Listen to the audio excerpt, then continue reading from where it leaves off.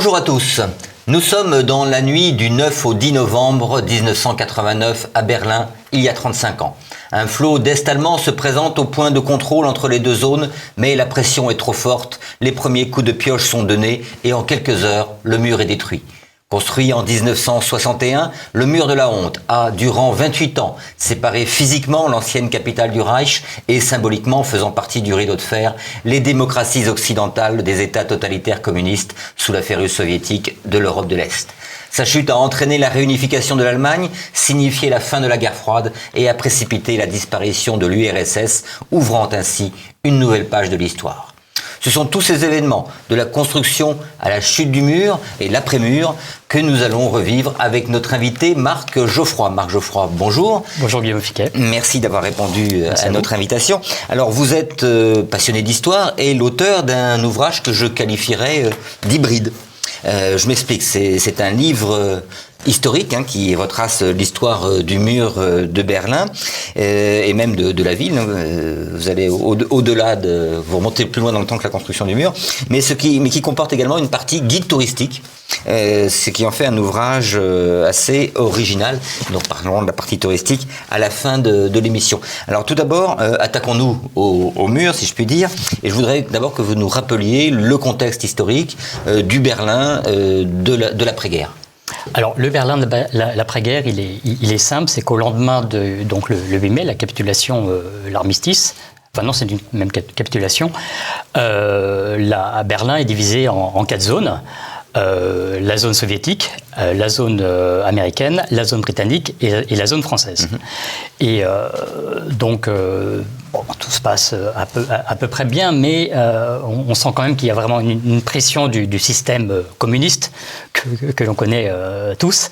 Et donc, au fur et à mesure des années, la population du Berlin-Est, donc de la zone soviétique, va vraiment émigrer vers la partie ouest de la ville, donc aux mains des trois alliés. Sachant que Berlin, lui, est enclavé dans la zone d'occupation soviétique. Tout à fait, oui. Tout à fait. Donc ça veut dire que les Allemands de l'Est se réfugient également à Berlin-Ouest. À Berlin-Ouest. Alors les premières crises vont arriver assez rapidement, finalement, après 1945. En 1948, on a un premier événement important qui est le blocus. Expliquez-nous ce blocus. Alors en fait, les soviétiques donc décident de ce blocus parce que d'une façon sous-jacente, ce que veulent les soviétiques, c'est le départ des forces alliées. Donc il y a quelques mesures d'intimidation, mais qui ne vont pas très loin. Et à partir de 1948, ils mettent vraiment le paquet avec des mesures que je décris dans le livre. Et donc il y a quelque part un isolationnisme de la partie ouest mise en place par les soviétiques. Tout à fait. Et donc les Alliés décident de riposter en mettant un pont aérien, donc des avions qui partent des parties alliés de l'Allemagne de l'Est pour ravitailler la partie ouest de Berlin. Parce que c'était un blocus alimentaire. Entre autres, oui, pas seulement d'énergie également, le charbon, enfin, tout ce qui permettait aux Berlinois de vivre, tout était bloqué. Même les canalisations étaient vraiment bloquées.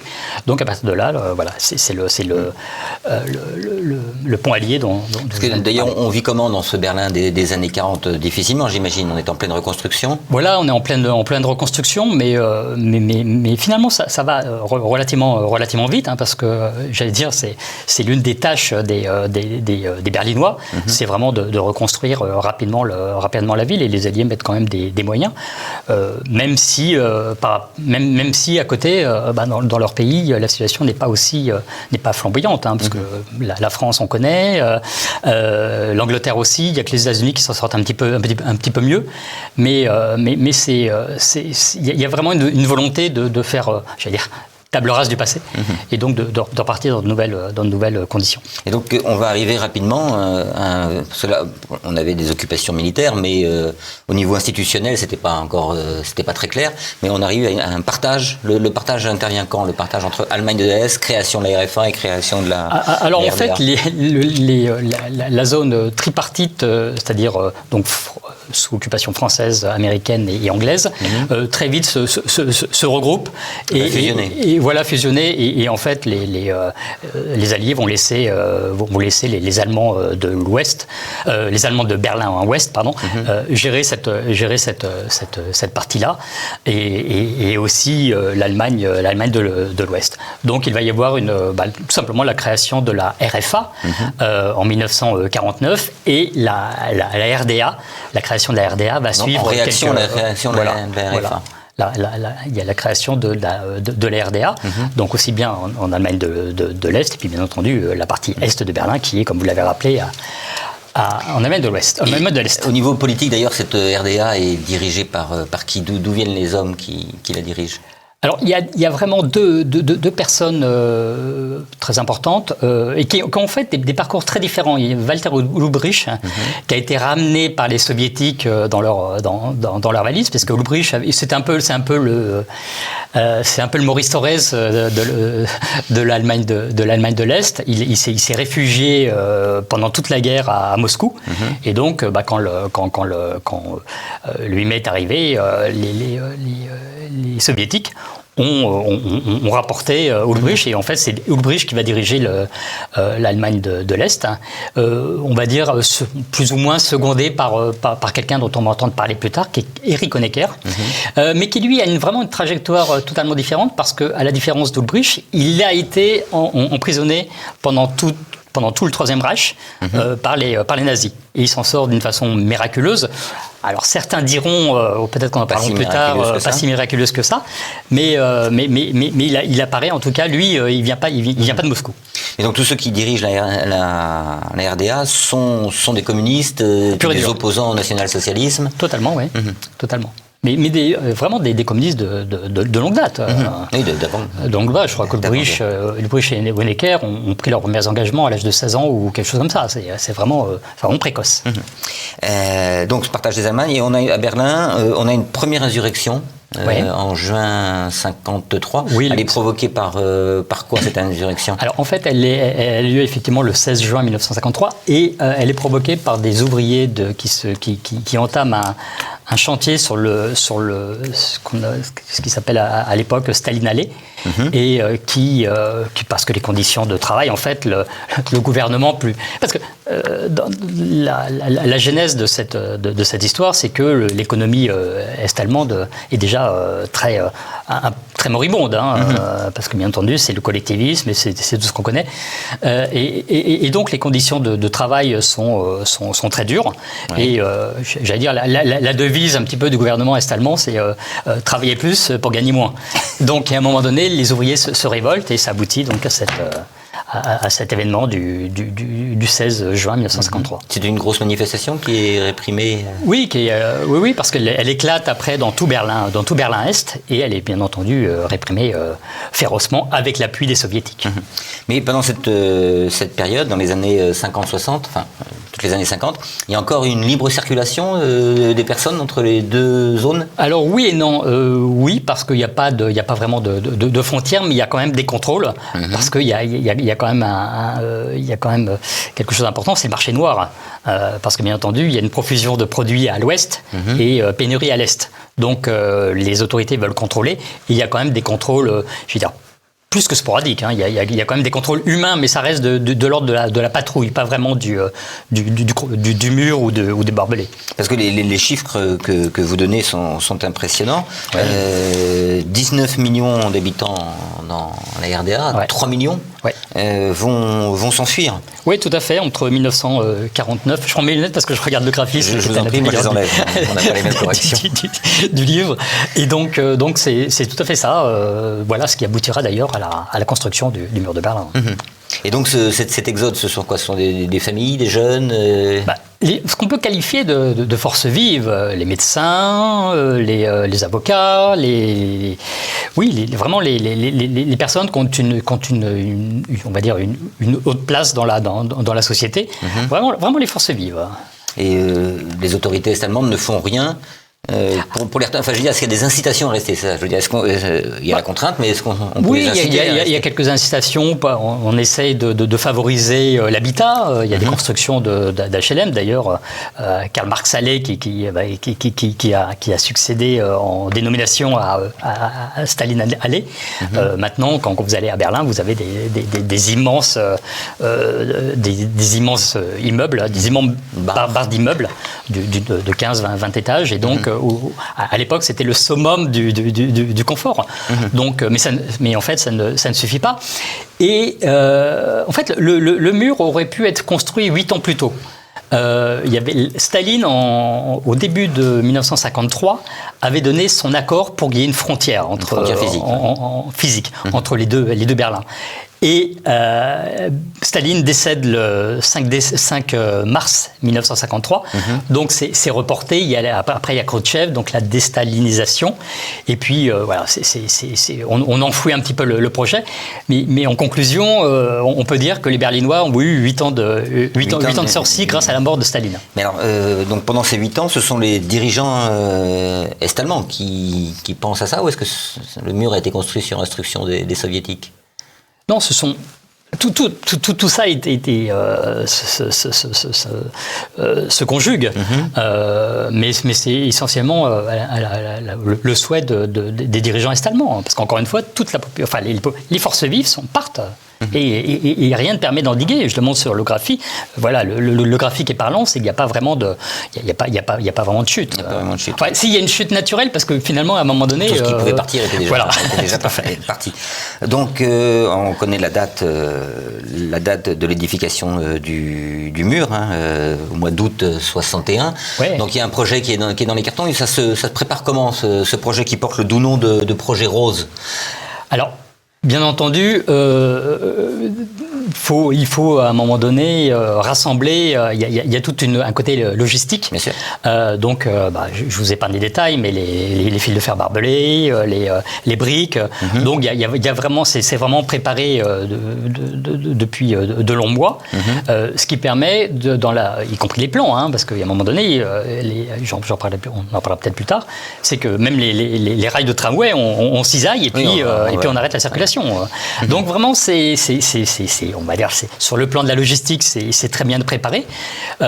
Et donc, ça permet aux autorités est-allemandes, dans la nuit du 12 au 13 août, vraiment de construire alors ce qui n'est pas encore un mur, mais cet espace, cet ensemble de barbelés. Une première barrière. Ouais. Donc dans votre livre, effectivement, vous consacré tout un chapitre donc à la construction, à l'installation du mur. On le suit pratiquement heure par heure. Ouais. C'est ça c'est assez fascinant. Donc ça se fait. On est en plein mois d'août. Période de vacances aussi, peut-être. Ouais.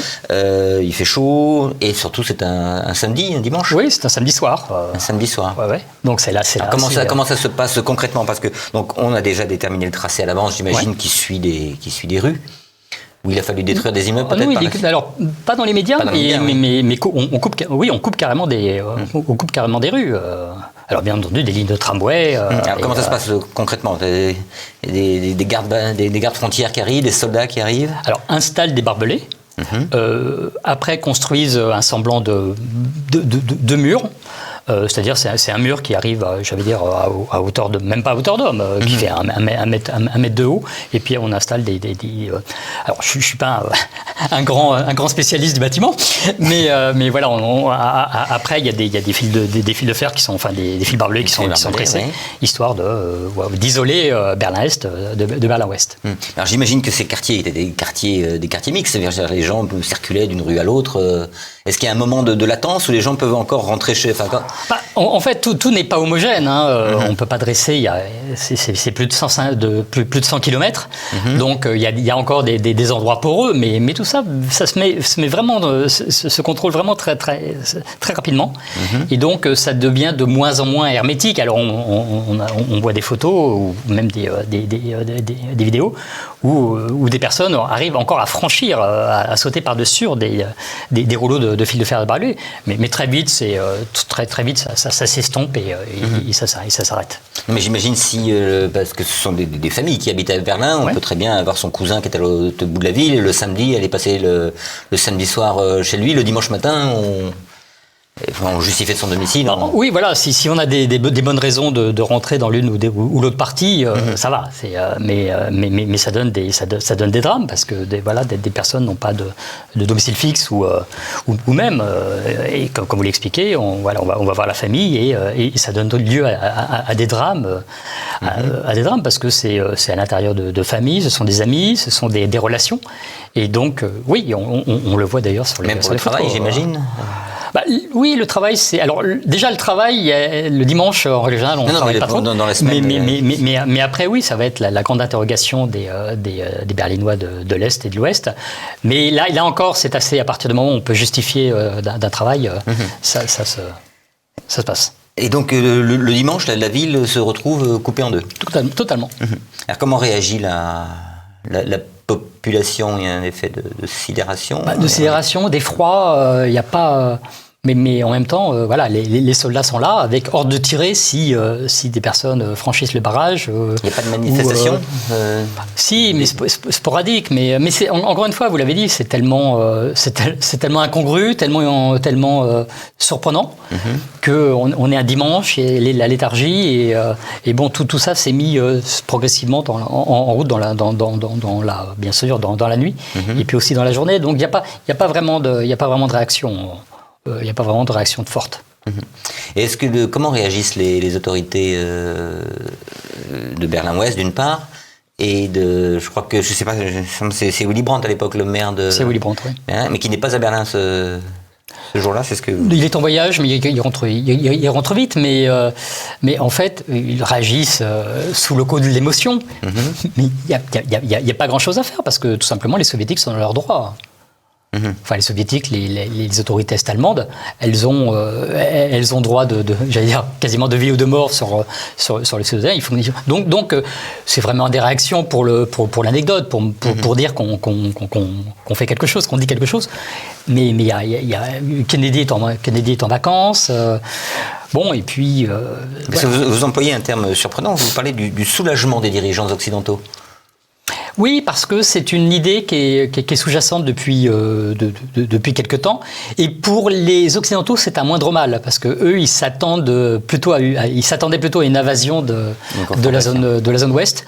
Donc quelque part, ça les sécurise. Au moins maintenant, il y a une frontière. On n'en parle plus et on passe à autre chose. Et donc le maire de Berlin, lui, réagit comme il peut. Donc il y a peu de réaction finalement du côté occidental. Non, il y a très peu. Non. Il y a quelques manifestations par-ci par-là de solidarité, mais bon, ce ne sont que des manifestations. Alors je voudrais qu'on fasse une petite pause sur... le mur est construit et qu'on fasse un petit saut dans le temps. Le mur, lui, au fil des années, jusque dans les années 80, va ne faire que se renforcer, se moderniser, si je puis dire. Alors, ce qui est intéressant dans votre livre, je dis, c'est que vous, je sais pas si on le voit à la caméra, sur les pages, il y a des codes QR. Oui. Vous pouvez donc scanner avec votre smartphone et qui vous emmènent vers des vidéos, ou vers des interviews, ou vers des banques d'images. Donc ça rend le livre vivant en plus. Donc ce mur, d'abord c'est une barrière de barbelés, un petit mur qui arrive à hauteur de poitrine, et il ne va que se renforcer. C'est une véritable industrie. Alors non seulement c'est une véritable industrie, mais il pourrait y avoir certaines inventions primées par le concours Lépine, parce que c'est vraiment le nec plus ultra qui est mis au service du mur. Et d'ailleurs, ça va considérablement amputer les finances de la RDA, ce qui explique aussi la déliquescence dans laquelle le pays va tomber, parce que le mur coûte très cher. C'est pas cher, c'est vraiment très cher. Il cherche en matériel, en tout. Il faut en hommes, et puis à chaque fois, c'est de nouvelles innovations techniques. On a agrandi les espaces. Voilà, il ressemble à quoi ce mur à la fin de... Une horreur. Une horreur, oui. En fait, c'est un mur qui il a vraiment sa dénomination de mur, puisqu'il mesure plus de 3 mètres de haut. Et en fait, on peut considérer qu'il y a deux murs. Et donc, on va dire le mur principal, qui lui fait 3 mètres. Entre, il y a, d'ailleurs, je le montre sur un croquis détaillé dans le livre. Il y a plusieurs, comment dirais-je, dispositifs pour éviter les intrusions. Et puis il y a encore un autre mur. Donc c'est vraiment, normalement c'est infranchissable. Et d'ailleurs, à partir du moment où il est construit, il est infranchissable. Donc il y a des mines, il y a des surveillances électroniques. Il y a tout. Il y a tout. Il y a des miradors, des mines, des mines, et, même ce qu'on appelle d'une façon poétique, le gazon de Staline. Oui. C'est-à-dire, ce sont des petites pointes qui sont dissimulés sous du gazon. Et donc, bien entendu, quand le pied... D'accord. Je vous laisse les asperges de Rommel, là, on est oui, tout à fait. Vous parlez même d'un mur high-tech 2000. Ouais. C'était un projet non, mais il est... Oui, oui, tout à fait. Mais quelque part, il existe... C'est le nom du projet. Quelque part, il existe déjà plus ou moins. Mais de toute façon, le mur de Berlin, c'est en perpétuelle amélioration, si je veux dire. Enfin, le dispositif est en perpétuelle amélioration. Donc, il y aurait pu y avoir 2000, après 2010, 2020, et grâce à Dieu, non. Honecker nous dit le mur va durer 50 ans ou même 100 ans. Ça nous rappelle quelqu'un également. Oui. Mais lui était plus ambitieux. Oui. Alors, donc vous dites qu'il est infranchissable, mais il y en a qui ont essayé. Oui. Alors, dès les premiers jours, d'ailleurs, on a tous en tête la photo hyper connue d'un certain, je ne sais pas comment il s'appelle, Schumann, je crois, qui saute par-dessus par-dessus la barrière de barbelés. Les premières tentatives d'évasion vont commencer très tôt, tout de suite. Oui, très tôt. En fait, dans les premiers temps, c'est plutôt des tentatives que j'appellerais par ruse. C'est-à-dire qu'on remplace des papiers, on prête des papiers, par exemple, des étudiants de l'Ouest prêtent leurs papiers à des étudiants de l'Est. Donc ça marche un bout de temps, mais bien entendu, les autorités est-allemandes ne sont pas si bêtes que ça. Donc elles prennent des dispositions. Et donc après, on essaie de trouver d'autres solutions. Alors là aussi, je l'énumère dans le livre, il y a, on aménage des voitures, il y a aussi des tunnels. Il y a vraiment beaucoup de tunnels qui sont construits. Je crois, si ma mémoire bonne, il y en a à peu près 70. Donc quand même, la moitié ou voire les 3/4 vont réussir.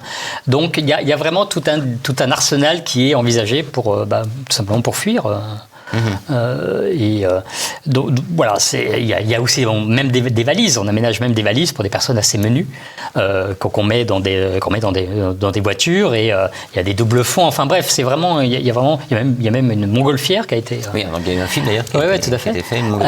Donc voilà, tous les possibilités sont mises. Mais il y en a qui essaient quand même de le franchir, si je puis dire, à l'ancienne, c'est-à-dire en escaladant, en courant et en réescaladant. Ouais, mais ça devient de plus en plus compliqué. Alors celui dont on parle, Fechter, c'est 1962 ou 61, au début. Donc là, le dispositif est on voit encore, mais à la fin, c'est plus franchissable. C'est infaisable. Là, il faut vraiment soit creuser en dessous, soit passer par-dessus, soit... Oui, tout à fait. Alors, entre-temps, il y a quand même... j'allais pas dire que les autorités de l'Est mettent du mou, mais après, il y a aussi un échange financier qui se fait aussi avec la RDA. Donc voilà, on échange certaines personnes contre monnaie sonnante et trébuchante, parce que la situation à RDA est vraiment dramatique financièrement. La ville coupée en deux, ça me fait penser au métro. Le métro également, il arrête de circuler entre les deux parties de la ville ? Alors, ça dépend de la configuration. Par exemple, quand vous avez une station qui est à l'ouest, qui emprunte une partie de l'Est et qui se retrouve encore à l'Ouest. Là, ce qu'on fait, c'est que ce qu'ont fait les autorités allemandes, c'est que toutes les stations de Berlin-Est sont condamnées, et donc le métro ne marque pas d'arrêt. Et là aussi, au fur et à mesure, contre monnaie, c'est un arrangement contre monnaie sonnante et trébuchante. Vraiment, tout est matière à argent, à échange d'argent. Pour vous, les évasions les plus spectaculaires, qu'est-ce que... Il y a spectaculaire et puis il y a là où le courage ils ont fait. Je crois que c'est le tunnel parce que, enfin, ce sont les tunnels parce que les tunnels, ça demande des mois de construction et puis ce ne sont pas des personnes qui ont fait des études de géologie ou quoi qu'est-ce. Ce ne sont pas des ingénieurs. Sont pas des ingénieurs, donc il faut vraiment arriver à l'endroit précis. Et on voit j'en parle dans le livre, on voit des constructions de tunnels qui ont pris des mois. Et puis il y a aussi une question de sécurité, c'est-à-dire que la Stasi est omniprésente, donc la police politique est-allemande, et donc bien entendu elle contrôle, elle a ses informateurs, ses mouchards, et donc c'est vraiment pour ceux qui réussissent, c'est vraiment un exploit. Il y a combien de morts? Donc combien d'évasions réussies? J'ai pas le chiffre en tête parce que c'est même par définition, on ne peut pas parce qu'il y a celles qui réussissent, celles qui échouent. Et en puis, revanche, on sait le nombre de morts. Oui, il y a à peu près 500 morts, ouais. Alors ça peut paraître dérisoire, mais c'est surtout non, mais c'est surtout tout le contexte, tout le contexte. Bon, c'est 500 morts, mais après c'est les gens qui ont échoué. Oui. Eux sont arrêtés, sont emprisonnés, sont exécutés parfois ou comment ça se... Alors c'est rare parce que judiciairement parlant, il y a une interdiction formelle. Non, mais bien entendu, ils sont condamnés lourdement et ils servent aussi là encore une fois de monnaie d'échange souvent avec un exil à l'Ouest contre de l'argent. Donc 500 morts, des arrestations. Alors quelle est la vie quotidienne autour du mur au bout d'un moment? J'imagine que les choses se tassent. Les gens de l'Ouest ont le droit d'aller à l'Est. Oui, parce qu'il y a une politique de détente aussi. Oui, ça dépend des périodes. Essentiellement, entre-temps, Willy Brandt devient chancelier. Et donc, il y a vraiment une détente aux alentours des années après 1970, où là, voilà, il y a des échanges, les familles se voient le week-end.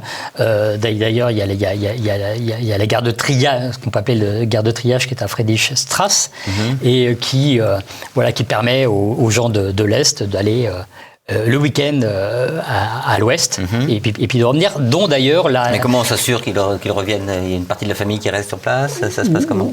Oui, c'est donnant-donnant. C'est que si éventuellement il y a des représailles si vous rentrez pas, parce que bien entendu les autorités allemandes... Sinon il y a des communications téléphoniques, ça c'est possible, ça fonctionne. Oui, bien sûr, mais écoutez par la Stasi, encore une fois. D'ailleurs, dans ces personnes qui font la navette entre l'Est et l'Ouest, il y a Angela Merkel qui habitait à l'époque donc à Berlin-Est. Donc, surveillance, vous parliez de la Stasi, c'est ce qu'on voit dans le film La vie des autres, notamment avec les écoutes. Donc là, vraiment, les gens étaient sur écoute. Ah oui. Alors non seulement les gens étaient sur écoute, mais il y avait vraiment il y avait quand même une petite partie de la population qui était informateur, parce on peut toujours avoir une prise sur quelqu'un. Et donc la Stasi avait vraiment une politique de surveillance. C'était son rôle. C'était son rôle. Donc et puis c'était comme toutes les dictatures de soviétiques, enfin sous emprise soviétique. Et donc durant ces 28 ans, il n'y a pas de soulèvement, il n'y a pas d'émeutes, il n'y a pas de revendications, de manifestations? Il y a quelques événements sporadiques, mais qui sont vite réprimés, parce qu'encore une fois, vraiment, cette police est très puissante. Il y a des antennes. Il y a des antennes dans le moindre village de la RDA et dans le moindre quartier de Berlin. Donc tout est surveillé. Alors on va arriver maintenant au début de la fin. Il y a les premiers trous dans le rideau apparaissent en Hongrie, mais tout ça est lié finalement à l'arrivée de Gorbatchev en URSS. Oui, quand Gorbatchev arrive en 1985, il est bien conscient de la situation, non seulement de l'Union soviétique, mais de tous les pays satellites. Et donc, lui, son optique, vraiment, c'est quand on lit les différents documents qu'il a laissés, c'est vraiment d'accorder l'indépendance à ces pays qui sont plus une charge qu'autre chose. Donc, l'arrivée de Gorbatchev, il y a la perestroïka, la glasnost, et puis puis petit à petit, et surtout, encore une fois, voilà, la situation financière qui est catastrophique. On a vu, hein, les Allemands de l'Est continuent à vendre leurs citoyens, et ça s'amplifie. Donc petit à petit, ça aboutit, comme vous le dites, à la première, pas indépendance, mais vraiment la Hongrie est le premier pays à vraiment se détacher de cette Union soviétique. Parce que la Hongrie a toujours eu des positions un petit peu, non pas belliqueuses, mais voilà, un petit peu d'indépendance. Hein, c'est dans le caractère hongrois. Parce que donc, je disais, le premier trou dans le rideau de fer, ce rideau de fer qui coupe l'Europe en deux, oui. Est en Hongrie, parce que la Hongrie ouvre ses frontières vers l'Occident. Oui, en particulier vers l'Autriche, hein, puisqu'il y a une frontière importante commune. Donc on le voit en photo d'ailleurs, c'est au mois de mai 1989. Où d'ailleurs entre-temps il y a eu un changement de pouvoir, donc le pouvoir hongrois a décidé de briser, enfin de cisailler symboliquement les barbelés.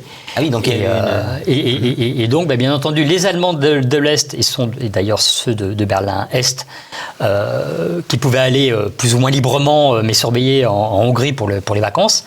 Et ce qu'ils ont fait, c'est qu'après ils ont pris le chemin de non pas de mère patrie mais de l'Autriche. C'est-à-dire que là, entre la Hongrie et l'Autriche, ces citoyens, ces Est-Allemands qui arrivent, la frontière n'est plus surveillée. Il n'y a pas de... Non. Les Hongrois laissent passer. Oui, tout à fait, ouais. Tout à fait. C'est un appel d'air formidable. On estime à combien le... Pas les chiffres, mais bon, en même temps, ça c'est... Après, il faut avoir les moyens de partir là-bas. Oui, mais ça a été sur une courte période, donc certains sont revenus, mais on n'a pas... Voilà, il n'y a pas vraiment de chiffres, mais il y a une image symbolique, c'est qu'à un moment donné, parce que ça se passe donc en Hongrie, mais ça se passe également à Prague, où à Prague, l'ambassade d'Autriche est prise d'assaut par des citoyens donc est-allemands et donc est-berlinois qui veulent s'enfuir. Donc c'est la Hongrie, mais c'est aussi d'autres pays. Mais de toute façon l'été 1989, ça commence à être vraiment la déliquescence. Tout part à volo. Alors, d'ailleurs, en miroir de la construction du mur que vous décrivez heure par heure, vous nous décrivez également heure par heure, voire minute après minute, la chute. Hein, le chapitre s'appelle « Le jour où tout a basculé ». C'est vrai qu'on peut dire que personne ne s'y attendait. Déjà, la situation politique en RDA, il y a un changement de pouvoir en RDA quelques semaines auparavant. Parce que Gorbatchev est venu assister aux 40 ans de la naissance de la RDA, donc ça c'est en octobre 1989. 7 octobre, oui. Et quelques jours après, Honecker est plus ou moins, il y a un coup d'État, donc est plus ou moins destitué, et il est remplacé par Egon Krenz. Bon, qui est un nomenclaturiste, hein, voilà, il lui aussi il a bercé depuis tout petit dans le communisme. Bon, c'est la version un peu plus édulcorée, mais ça reste un dirigeant est-allemand assez redouté. Mais encore une fois, rien ne peut empêcher la marche vers le 9 novembre. Et donc l'Allemagne de l'Est, bien entendu Berlin-Est, est gagnée par de plus en plus par des manifestations, dont la grosse manifestation qui a lieu sur la Alexanderplatz et qui rassemble un demi-million de personnes. Et à partir de là, ça commence à... Il y a une opposition politique structurée qui émerge. Oui, parce que... Alors, structurée, oui et non. Déjà, il y a les églises sont très fortes. Donc, ce sont elles qui ont pu, quelque part imposer une résistance au pouvoir. Et puis, bon, il y a des mouvements qui se sont créés aussi.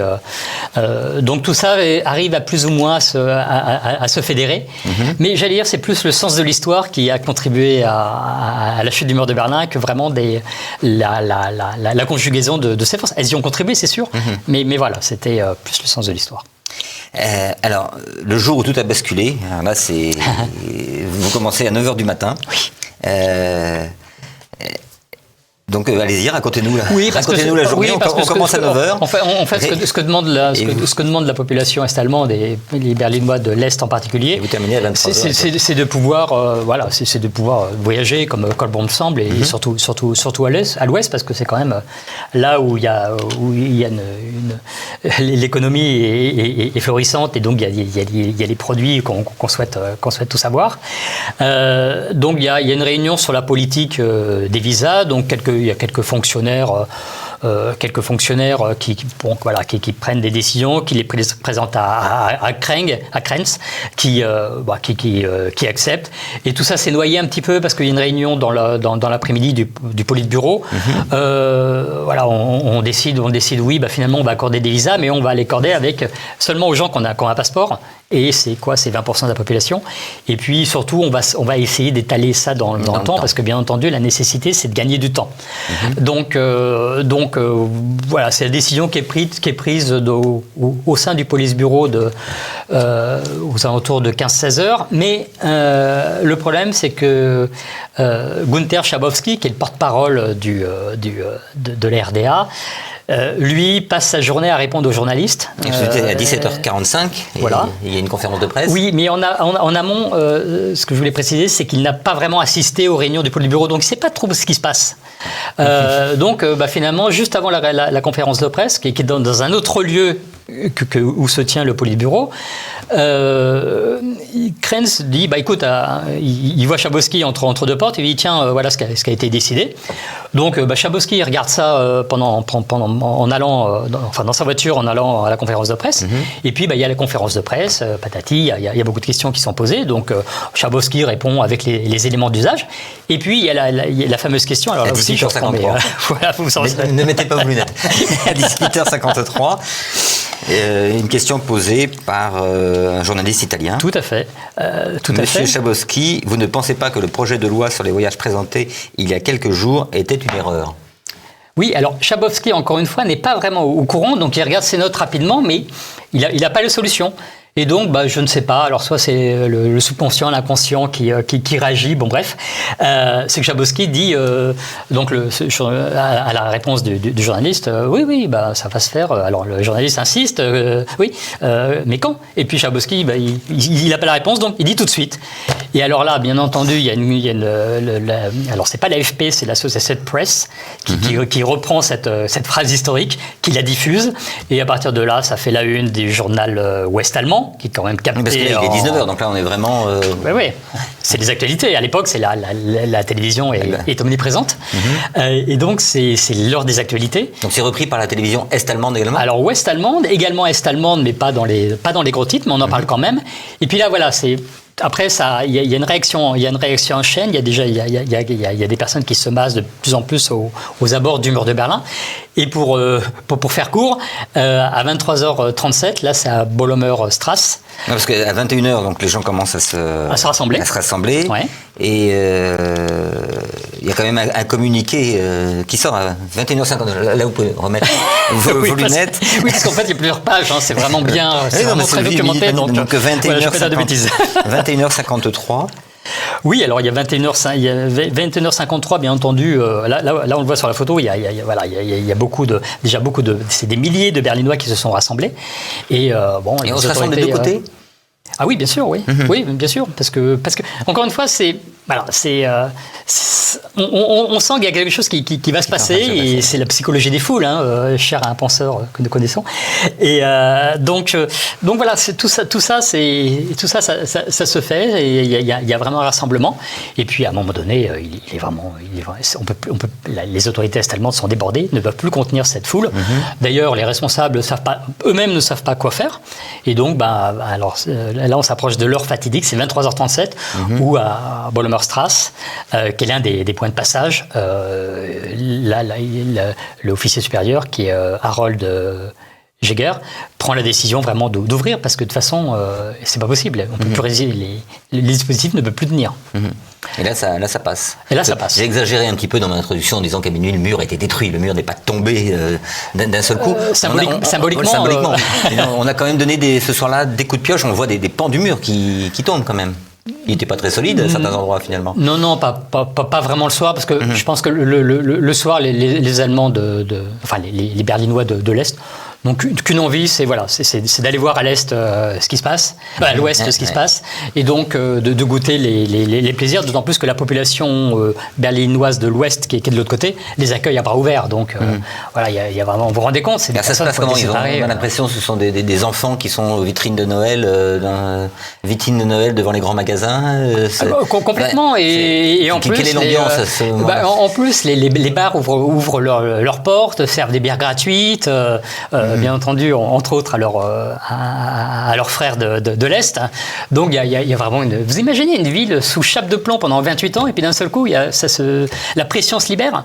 Donc il y a vraiment un accueil, plus qu'enthousiasme. Il y a plus de mots pour décrire la situation. Et d'autant plus que dès le lendemain, le gouvernement ouest-allemand donnera 100 Deutschmark à tous ceux qui franchiront le mur qui est là, est vraiment éventré pour...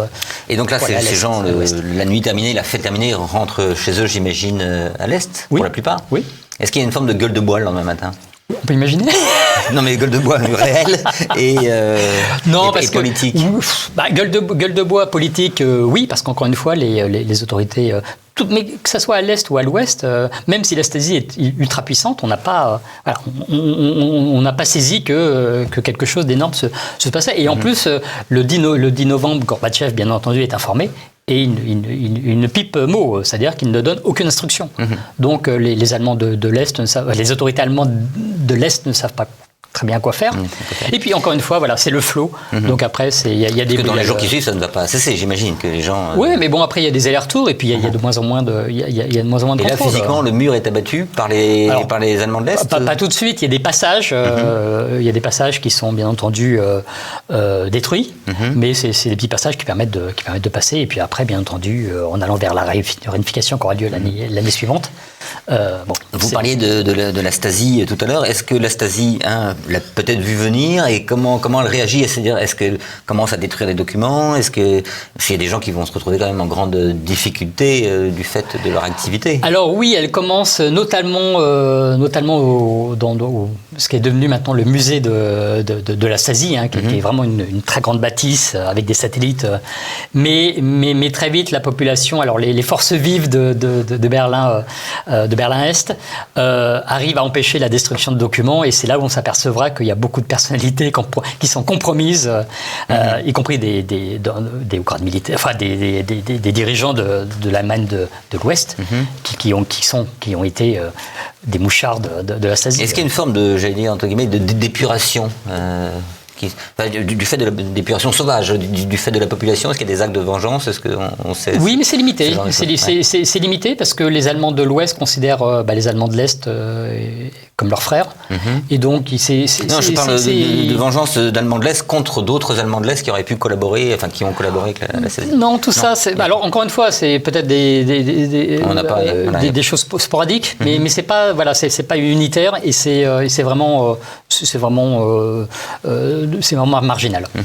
Donc le mur est tombé. Je laisse nos téléspectateurs se renseigner mieux pour ce qui se passe après. Donc après, c'est la réunification, réunification allemande, la chute de l'URSS, et l'histoire continue. Et je voudrais revenir à votre livre. Je disais dans mon introduction que c'était également un guide touristique. Alors, j'ai trouvé ça très original. D'abord, vous le mettez au début du livre, c'est pas à la fin. Oui. Et c'est vraiment un petit clin d'œil à l'histoire.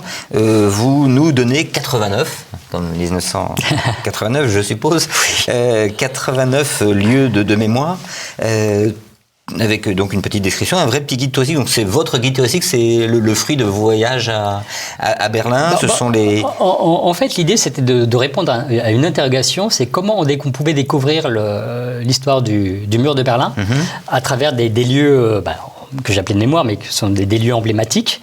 Et en fait, ça répond à mon premier voyage où là, je n'avais rien. Et je voulais vraiment quelque chose qui permette de pouvoir faire un parcours, et non pas un parcours, mais en fait, le livre, c'est 89 lieux de mémoire, mais disséminés dans 14 parcours. Il y a 14 parcours, 14 et qui permettent, qui sont, d'ailleurs, je les ai mis dans l'ordre pour qu'on puisse suivre le parcours sans... Alors, il y a des codes QR qui permettent de se positionner aussi.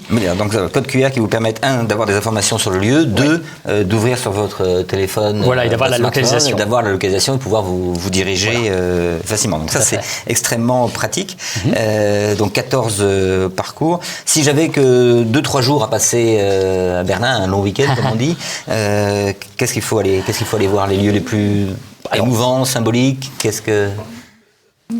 Pour moi, il y a deux lieux de mémoire. C'est ce qu'on appelle l'Eastern Gallery, c'est-à-dire une galerie qui est qui est à l'ouest de Berlin.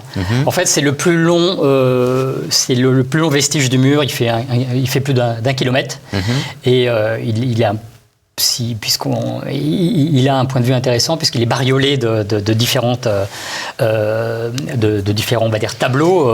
Par exemple, le fameux baiser de l'amitié. Enfin, c'est une peinture qui reprend le baiser entre je crois que c'est Khrouchtchev, entre Khrouchtchev et Honecker. Donc pour moi, et surtout autour, il y a plusieurs lieux de mémoire qui sont vraiment symptomatiques. Et puis il y a également Bernauer Straße, qui était l'un des axes importants, qui est toujours l'un des axes importants de Berlin. Et là, il y a plusieurs lieux de mémoire. Je crois que dans cette optique, il y a plus de 10 lieux de mémoire.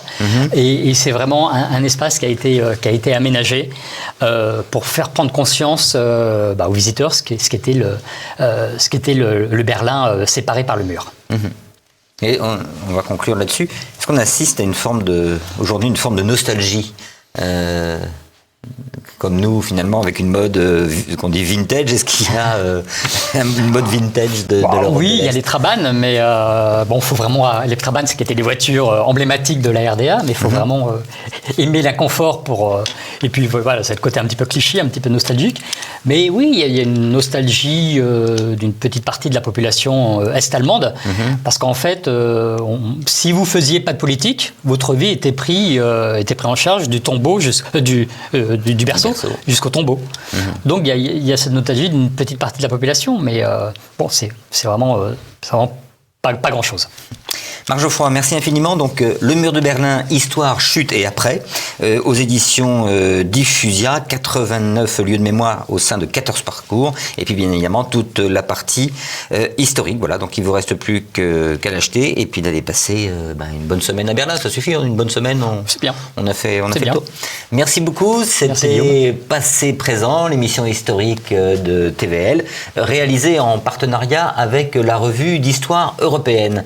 Vous allez maintenant retrouver Christopher Lann et sa petite histoire, mais avant, n'oubliez pas de cliquer sur le pouce levé sous la vidéo et de vous abonner à notre chaîne YouTube. Merci et à bientôt.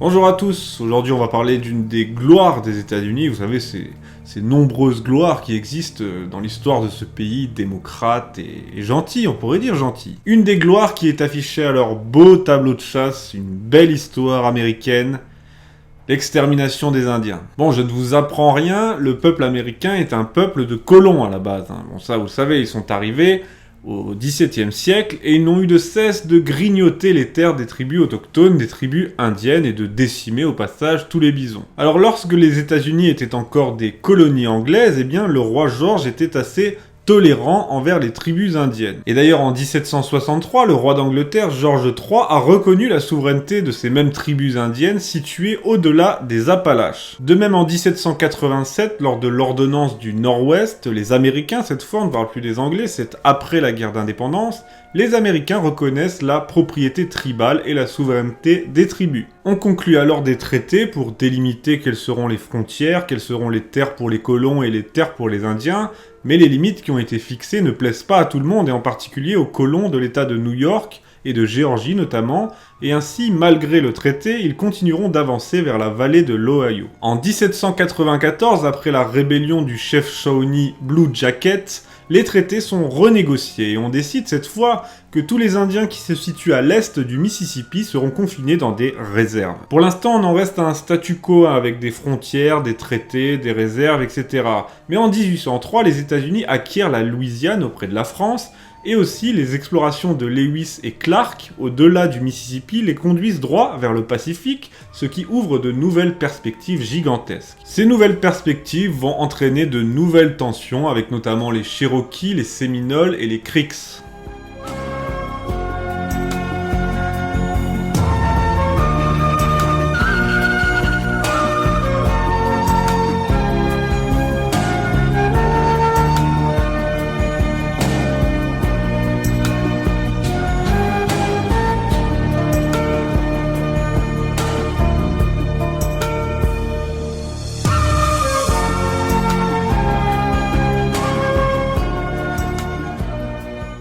En 1828, Andrew Jackson est élu président des États-Unis et il décide 2 ans plus tard de demander aux Indiens qui occupaient l'est du Mississippi, vous savez, dans des réserves, de quitter leurs terres en échange de nouvelles terres dans l'Oklahoma. Les Indiens refusent évidemment, mais ils sont donc déportés de force. Bah oui, c'est ça dans la mentalité américaine, c'est je te pose une question, je te fais une proposition, mais si ta réponse convient pas trop, tu vas aller vite rejoindre ton créateur. En Floride également, les Séminoles se rebellent et ils résisteront d'ailleurs durant 10 ans. En Californie, eh bien c'est l'apparition des chercheurs d'or qui a littéralement et progressivement décimé toutes les tribus autochtones qui vivaient sur ces terres. Ainsi, en 1860, il ne reste plus ou presque aux Indiens que les grandes plaines de l'Ouest qui sont occupées notamment par les Sioux, les Cheyennes, les Arapaho et les Comanches. Et malgré tout ce qu'ils ont dû subir depuis l'arrivée des colons, eh bien les chefs indiens continuent d'appliquer une certaine sagesse, c'est-à-dire qu'ils dialoguent avec les colons, et ils leur disent qu'ils ne s'opposent pas à la venue de colons dans leurs terres, mais à condition, bien sûr, ne pas être dépossédés de leurs terres. L'État américain va donc signer des traités à Fort Laramie ou à Fort Atkinson avec les Comanches et les Sioux. Mais les Indiens vont être floués, c'est-à-dire qu'après la signature de ces traités, des amendements proposés par le Congrès vont aller en l'encontre de ce qui a été décidé. Les Indiens vont donc se révolter. Ils vont donc se mettre à attaquer et à tuer des pionniers, et sur les 250 000 pionniers qui ont été s'installer sur leurs terres de 1840 à 1860, ils en tueront à peu près 400. Mais ce n'est pas ça qui va déclencher le grand conflit, que ce soit les massacres de pionniers ou encore le double jeu des élus. Non, ce qui va déclencher le conflit, c'est l'incompatibilité absolue entre les Indiens, qui sont des chasseurs de bisons nomades, et les agriculteurs, les pionniers agriculteurs. En 1864, tension après tension, c'est l'heure du fameux massacre de Sand Creek qui a été perpétué par des milices de volontaires qui voulaient en finir avec les Indiens. Et concernant les relations entre ces tribus indiennes et l'État américain, il faut savoir qu'au sein du gouvernement américain existait un bureau des affaires indiennes. Ce bureau des affaires indiennes a été totalement corrompu, et malgré les efforts du président Grant qui a voulu éradiquer la corruption de ses rangs, eh bien ce bureau a continué à affirmer la souveraineté des États-Unis sur les terres occupées par les Indiens. Cela n'a pu déboucher que sur de nouveaux conflits, et des chefs tels que Sitting Bull émergeront et mèneront la lutte contre l'homme blanc. En réaction à ces nouvelles grandes révoltes, j'ai cité Sitting Bull, mais j'aurais pu aussi citer Crazy Horse, l'État américain décide de mener une guerre totale contre les Indiens.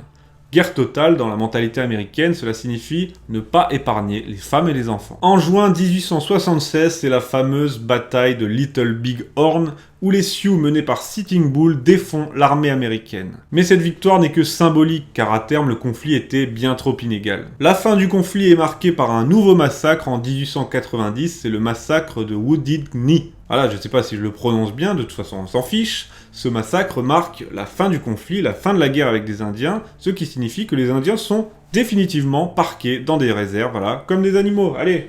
Et là encore, dans leurs réserves, leur calvaire n'était pas terminé. Malgré l'action de nombreuses associations humanitaires qui défendaient les peaux-rouges, et malgré les livres d'Ellen Hunt Jackson qui défendaient leurs droits à vivre tout simplement sur leur terre, en paix, eh bien cela n'aura pas suffi à influer sur la politique indienne des États-Unis. Certes, ils étaient parqués dans des réserves, mais ce n'était pas suffisant, il fallait encore les convertir et en faire de bons Américains. On leur a donc envoyé des missionnaires et par exemple leurs coutumes, leurs rites traditionnels ont été interdits, tout comme la danse du soleil. La cerise sur le gâteau aura été la privatisation des terres des réserves indiennes et ainsi, dans les 25 ans qui ont suivi, les Indiens avaient déjà perdu la moitié des terres qu'on leur avait données, qu'on leur avait laissées plutôt. Donner, c'est pas le bon mot, quoi.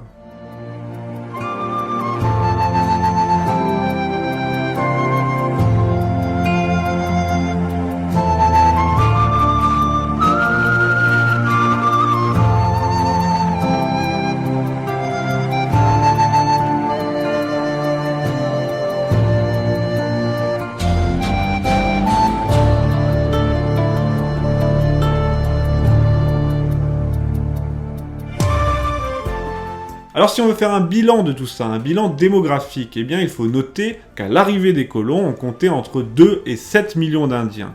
Et au début du XXe siècle, on n'en comptait plus que 300 000. Ce déclin est dû bien sûr aux maladies importées par les Européens, mais aussi aux guerres qui ont été menées, aux massacres qui ont été menés, et également à la déstructuration de leur société. Ainsi, on peut sans hésitation parler d'ethnocide, parce qu'il y a les faits incontestables, et également la volonté. Il y avait une volonté américaine, maintes fois répétée, d'éradiquer ces peuples qui étaient considérés comme des sauvages. Malgré tout, et c'est peut-être la conclusion qu'on peut en tirer, les Indiens ont réussi à survivre à cet ethnocide massif et totalement inégal.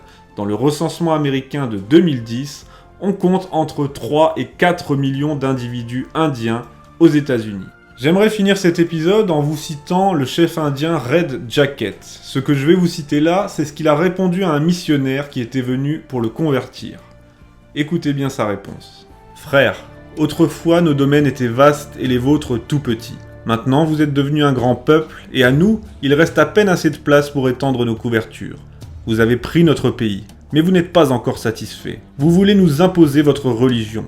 Vous dites que vous êtes dans le droit chemin et que nous sommes perdus. Comment savez-vous cela ? Nous comprenons que votre religion se trouve dans un livre. Si ce livre nous avait aussi été destiné, pourquoi le grand esprit ne nous en aurait-il pas donné la connaissance et la capacité de le comprendre avec justesse, non seulement à nous, mais à nos ancêtres ? Nous ne le connaissons qu'à travers vos paroles, mais comment savoir s'il faut vous croire, puisque nous avons si souvent été trompés par les Blancs ? Frères, le grand esprit nous a créés tous. Mais il a fait ses enfants rouges et ses enfants blancs différents. Il nous a donné une couleur et des coutumes différentes des vôtres. À vous, il a donné des arts pour lesquels il n'a pas ouvert nos yeux, puisqu'il a créé de telles différences entre vous et nous, sur toutes sortes de choses. Pourquoi ne nous aurait-il pas donné une religion différente de la vôtre qui s'accorde à notre jugement ? Le grand esprit agit bien, il sait ce qui est bon pour ses enfants. Nous ne cherchons pas à détruire votre religion et à vous l'enlever, nous voulons seulement conserver la nôtre. Merci à tous d'avoir suivi ce nouvel épisode de La Petite Histoire. J'espère vraiment qu'il vous a plu, car c'est un sujet qui m'intéresse beaucoup. Et d'ailleurs, je pense faire un sujet bientôt sur la guerre de 7 ans et les rapports entre les Anglais et les Indiens, et aussi entre les Français et les Indiens qui étaient totalement différents. Je vous dis donc à bientôt pour de nouvelles aventures sur TV Liberté.